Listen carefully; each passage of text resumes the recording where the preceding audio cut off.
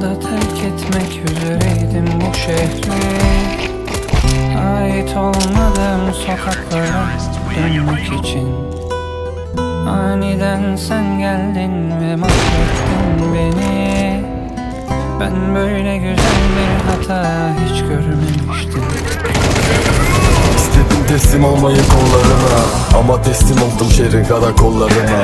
Ben de isterdim çiçek sermeyi ama mermi serdin bebek, maalesef dönüş olmayan yollarına.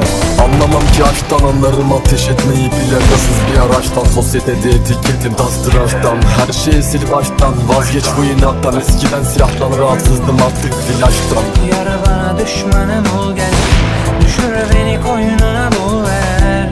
Bu garibin ömrü sensiz geçer mi? Gel bana zindanım ol gel, kelepçeyi vur zulüm ol gel. İnsan insanı böyle sever mi? Aramızda dağlar